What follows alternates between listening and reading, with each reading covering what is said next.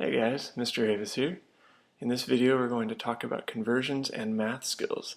We need to be good at both of these things before we can get to doing some physics. So in physics we don't use feet and miles and inches. We use instead the metric system, which you guys are probably already familiar with from other classes, but a bit of a review here. So there's some prefixes in the metric system, and here's a list of most of the common ones and what they mean. There's a few that we're going to use much more often than others. So in this class we're going to encounter kilo pretty commonly, such as kilometer or kilogram. We're going to encounter centi as in centimeters, and milli as in millimeters, milligrams. We'll do some of the others, but not right away. So with unit conversions, there's a few here that will be very helpful if you memorize, such as there's 100 centimeters in a meter, there's 1,000 meters in a kilometer, and 1,000 grams in a kilogram. We're going to use these quite often, so if you have these memorized, that will make your life quite a bit easier. So let's try a few. Here we have 17 centimeters, and we want to convert that to meters. So the way you do that is we know that there are 100 centimeters in a meter, so we can set up our equation like this, where the centimeters are going to cancel out. That's the key there. You want the centimeters to cancel out and you want the meters to be left, because that's what we're looking for. So we set it up like this, we do the math, and we end up with 0.17 meters. Let's try another one. Here we have 16.57 kilograms. We want to know how many grams there are. So we think, how many grams are in a kilogram? 1,000. So I can set up my conversion like this, where the kilograms is going to cancel out and the grams are all that's left. And we end up with this for our answer. Now, centimeters to kilometers, you could do that all in one step, but it's probably easier to take it in two steps. So we know centimeters to meters, we know there's 100 centimeters in a meter, and we also know there's 1,000 meters in a kilometer. So let's do both of those steps. So here we have our 100 centimeters in a meter, or 1,000 meters in a kilometer, and we see that the centimeters cancel out and the meters cancel out, and we're left with just kilometers, which is what we want. And here's what we would get for our answer after we do the math. Now, when we're rearranging equations, this is something you're going to do in pretty much every problem.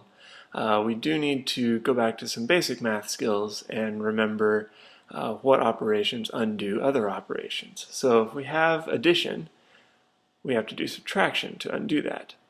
And similarly, if you have subtraction, you're going to undo that using addition. If you have multiplication, you undo that using division. With division, you undo that using multiplication. Seems pretty basic, but we're going to be doing this a lot, so it's good to get it in the forefront of your brain. And we're also going to be encountering some things called subscripts, which you may or may not have seen before. So, subscript is going to identify which of a particular quantity we're looking at. So, time we denote with a t, lowercase t, but we may have multiple times in a problem. So we use subscripts to determine which time is which. So we might have t1 being our first time, where the 1 is the subscript, t2 being our second time, where 2 is the subscript. There's also a special subscript where you have t with a 0 subscript. That 0 is read not. So t0 would be t0. And that always refers to the initial time, or the starting time for something. And you can use these subscripts on more than time. Time's just a convenient example here. So, how do we solve an equation for a variable? Because we're going to do this in every problem. There's 3 steps you need to do.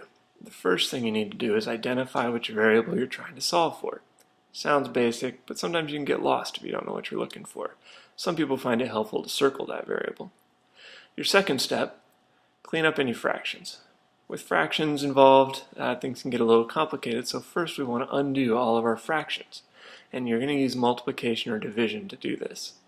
Then, we're going to use the reverse order of operations to solve the equation. Usually our order of operations goes do multiplication and division first, then addition and subtraction. But to solve an equation like this, we're going to do the reverse order of operations, where we're going to do addition and subtraction first, and then finish up with multiplication and division. Let's try an example. So here we have an equation I made up where we're going to try and solve for b. So first step, identify your variable. There's the b, that's what we're looking for. Second step, clear any fractions. We have that half in there, so we need to get rid of that half. Now to do that, we're going to multiply both sides by 2. And doing that gives us this equation, which, no more fractions. Alright, we're on our way here. Now, third step, do the reverse order of operations. So first we're going to do addition and subtraction in order to isolate b as much as possible. So here we'll subtract 2d from each side, which leaves b somewhat isolated, but it still has a c attached. So next thing, we're going to do multiplication and division in order to totally isolate b. So we divide both sides by c, which ends up giving us this. And this is our answer. Sometimes you like having the isolated variable on the left side. I personally like it that way, so I would flip things around to make it look like this.